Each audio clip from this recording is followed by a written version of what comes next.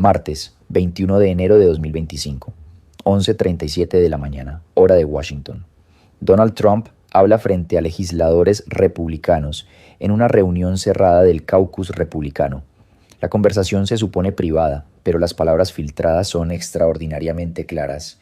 Tenemos que ganar las elecciones intermedias. Si no ganamos, van a encontrar cualquier razón para hacerme un impeachment. Me van a destituir. No es una broma. No es hipérbole política. No es paranoia estratégica. Es admisión directa de vulnerabilidad.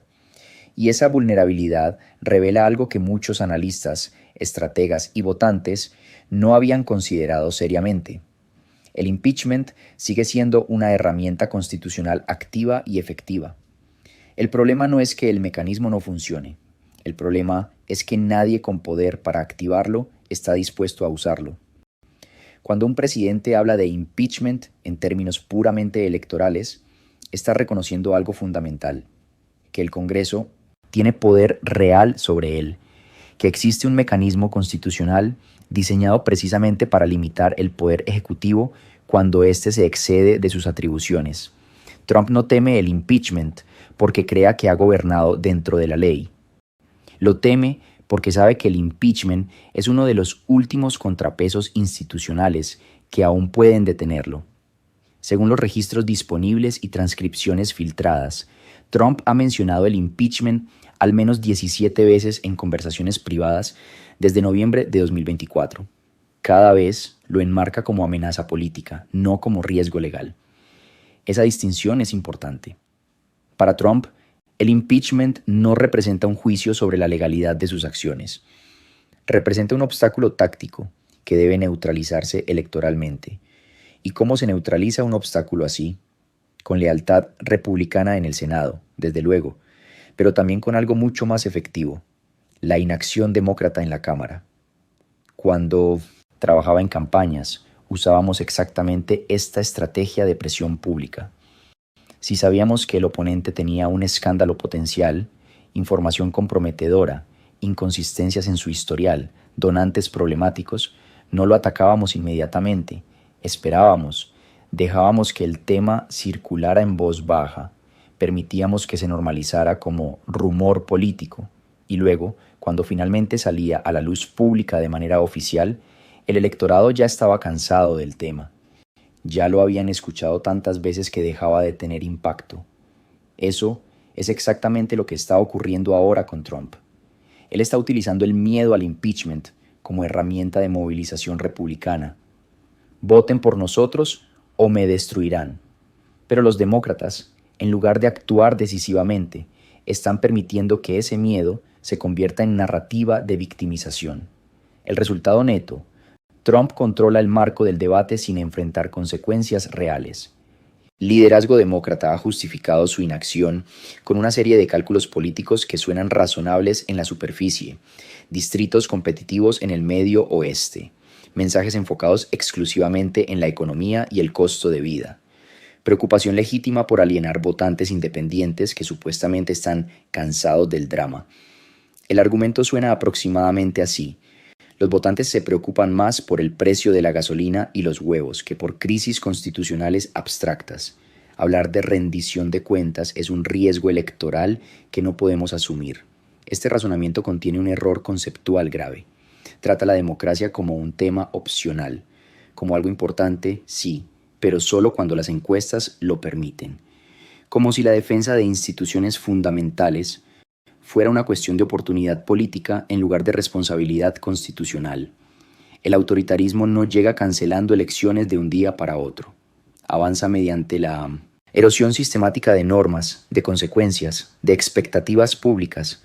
Avanza cuando los actos que antes eran impensables se vuelven controversiales, cuando lo controversial se vuelve polémico, cuando lo polémico se vuelve partidista, y cuando lo partidista se vuelve simplemente otra noticia del día.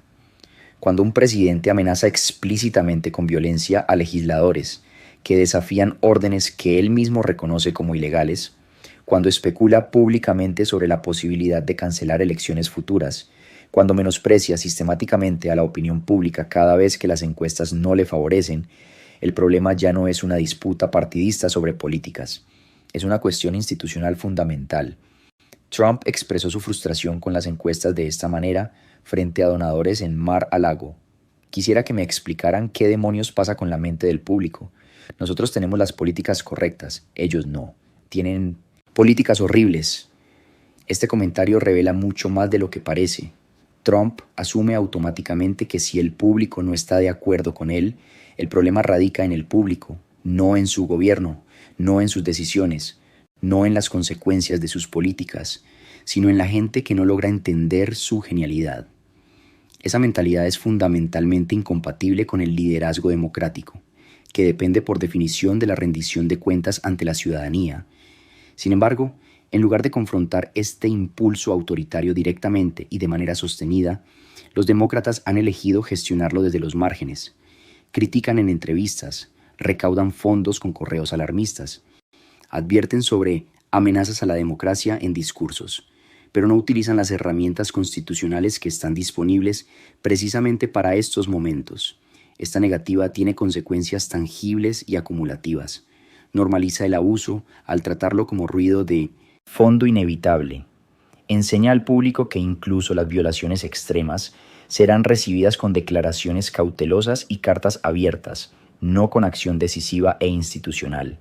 Y refuerza un cinismo profundamente peligroso, que nadie en el poder de ningún partido está realmente dispuesto a defender principios democráticos cuando hacerlo implica riesgo político personal.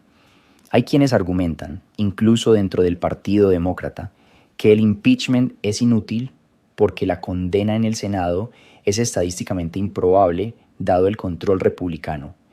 Este argumento pierde de vista por completo el propósito central del impeachment como mecanismo constitucional.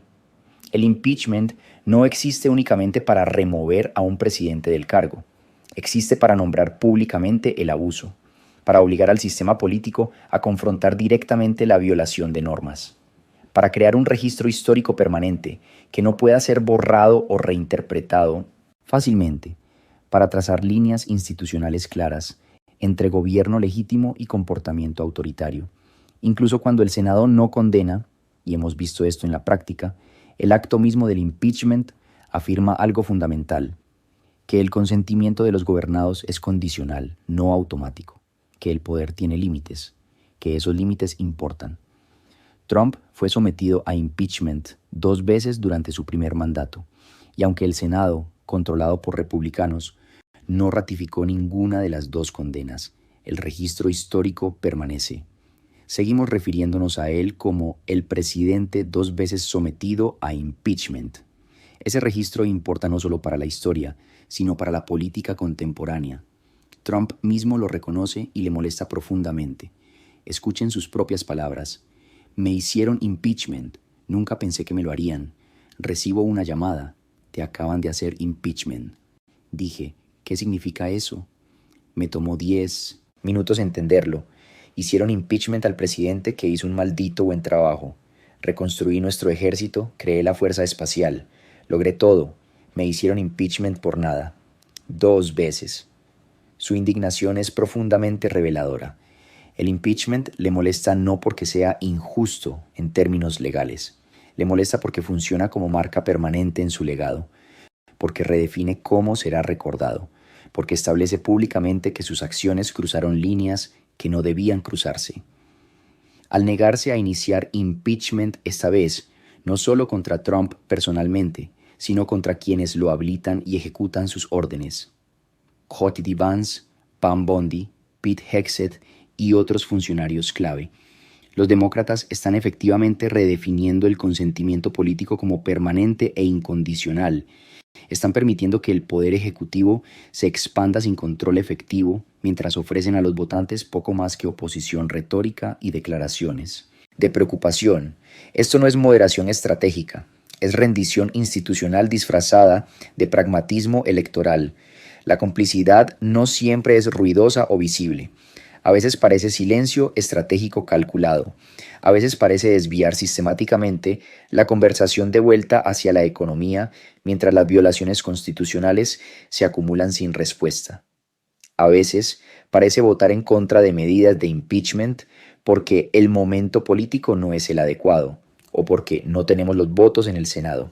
Pero la historia no hace distinciones sutiles entre quienes cometen abusos directamente y quienes permiten que esos abusos continúen sin ser desafiados institucionalmente. Ambos grupos juegan un papel esencial en el colapso democrático. Existe también una contradicción moral profunda en el centro de esta estrategia demócrata. Los líderes del partido invocan constantemente el lenguaje de amenaza existencial, advierten en cada discurso, cada entrevista, cada comunicado de prensa que Trump representa un peligro único e histórico para la democracia estadounidense. Nancy Pelosi lo ha dicho, Chuck Schumer lo ha dicho, Hakeem Jeffries lo repite. La democracia está en juego. Esto es diferente. Nunca habíamos enfrentado algo así. Si esa afirmación es sincera, si realmente creen que Trump representa una amenaza existencial para el sistema democrático, entonces negarse a perseguir el impeachment es absolutamente indefendible. Si la amenaza es real, las medidas extraordinarias no son opcionales, son constitucionalmente obligatorias.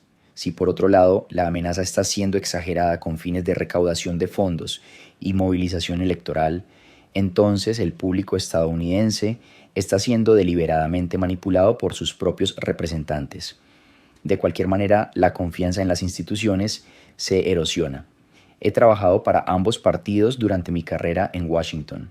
He visto cómo funcionan las campañas demócratas desde adentro. He participado en transiciones republicanas. Y en ambos lados del espectro político, el patrón fundamental es idéntico. Las promesas públicas son una cosa. Las decisiones reales, tomadas en reuniones privadas con donantes y consultores, son completamente otra. Hay un momento en la vida política de cualquier persona en que tienes que tomar una decisión fundamental. ¿Sigues siendo parte del problema? ¿O finalmente actúas de acuerdo con lo que públicamente dices creer? Yo viví ese momento exacto en 2016. Trabajaba como asesor senior para una campaña presidencial que prometía reformas laborales ambiciosas, protección sindical, salario mínimo digno, limitaciones al poder corporativo, todo el paquete progresista que la base demócrata quería escuchar. Detrás de puertas cerradas, vi personalmente a mi candidato reunirse con donantes corporativos, en hoteles de lujo y prometer exactamente lo opuesto. No se preocupen, es solo retórica de campaña. Cuando estemos en el cargo, ustedes tendrán acceso directo. Cuando expresé mi preocupación en una reunión de estrategia, el director de campaña me lo dejó muy claro. Es solo política, Miguel. Escribes el discurso que te decimos que escribas. Punto. El candidato ganó la primaria. Llegó a la elección general y sistemáticamente dio la vuelta a cada promesa significativa hecha a la clase trabajadora. En ese momento entendí la verdad. No estaba ayudando a la gente que creyó en las promesas. Estaba ayudando a gente poderosa a mentirles de manera más efectiva, más sofisticada, más creíble. Eso es exactamente lo que veo ahora en la inacción demócrata frente a Trump. No estrategia política compleja, complicidad institucional simple. Las encuestas más recientes sugieren algo que contradice directamente la narrativa de los estrategas demócratas. El público estadounidense no es tan hostil al impeachment como los consultores políticos afirman repetidamente. Múltiples encuestas de enero de 2025 muestran que una mayoría significativa de votantes, incluidos porcentajes importantes de independientes, apoyan activamente exigir rendición de cuentas institucional a Trump por acciones específicas durante su segundo mandato. Lo que los votantes dudan no es la necesidad del impeachment. Lo que dudan es si el sistema político estadounidense es aún capaz de actuar con integridad institucional cuando eso implica riesgo político. La evasión demócrata solo profundiza esa duda fundamental. Trump entiende esta dinámica perfectamente. Por eso su fijación obsesiva con las elecciones intermedias de 2026 no es casual ni paranoia. Es cálculo estratégico preciso. Él sabe que el impeachment sigue siendo una herramienta constitucionalmente activa si el Congreso cambia de manos. Si los demócratas recuperan control suficiente en la Cámara de Representantes, el cálculo político cambia completamente. Dicen que cuando ganas la presidencia, automáticamente pierdes las elecciones intermedias, dijo Trump en la misma reunión privada. Pero nosotros no podemos permitir que eso pase. No esta vez. Su ansiedad visible revela la verdad fundamental del momento. La rendición de cuentas institucional todavía importa. Los mecanismos constitucionales todavía tienen poder. La pregunta que define este momento histórico es si alguien en posición de poder está dispuesto a exigir esa rendición de cuentas y si están dispuestos a aprovechar estratégicamente la inseguridad evidente de Donald Trump. La democracia como sistema político no puede sobrevivir indefinidamente solo con discursos emotivos y eslóganes de campaña. Requiere acción institucional concreta, especialmente precisamente cuando hacerlo es políticamente incómodo o electoralmente arriesgado. La negativa actual a iniciar procedimientos de impeachment contra Trump, Vance, Bondi, Hegseth y otros funcionarios directamente implicados en la erosión sistemática de normas democráticas no es un acto neutral de moderación política, es una elección activa con consecuencias institucionales permanentes, y esa elección alinea al liderazgo demócrata, no con la resistencia institucional que prometen en sus discursos, sino con la normalización gradual del autoritarismo que públicamente denuncian. Cuando las herramientas constitucionales diseñadas específicamente para defender la República quedan sin usar en momentos de crisis evidente, el colapso de la democracia no ocurre a pesar de la existencia de esas herramientas. Ocurre directamente debido a la negativa colectiva de usarlas cuando más importan. Al final del día, las elecciones intermedias de 2026 irán y vendrán. Los números de las encuestas subirán y bajarán según el ciclo noticioso. Los políticos harán promesas, los consultores diseñarán estrategias, pero el precedente que se está estableciendo ahora, en este momento específico, en estos días de enero de 2025, perdurará mucho más allá de cualquier ciclo electoral. Si un presidente puede amenazar abiertamente la cancelación de elecciones futuras, puede intimidar sistemáticamente a oponentes políticos con violencia implícita y explícita. Puede desestimar completamente la opinión pública cada vez que le es desfavorable, y puede hacerlo todo sin enfrentar impeachment formal, incluso cuando su aparato de seguridad ejecuta a ciudadanos estadounidenses en las calles, incluso cuando viola repetidamente órdenes judiciales, incluso cuando desafía abiertamente límites constitucionales. Entonces el consentimiento de los gobernados deja de ser un principio funcional, se convierte en un eslogan vacío en lugar de una realidad institucional. Aquellos legisladores y líderes partidistas que se niegan a actuar ahora no serán recordados por la historia como estrategas cautelosos que protegieron distritos competitivos. Serán recordados como participantes directos, activos o pasivos, pero participantes al fin, en el fracaso colectivo de la democracia estadounidense.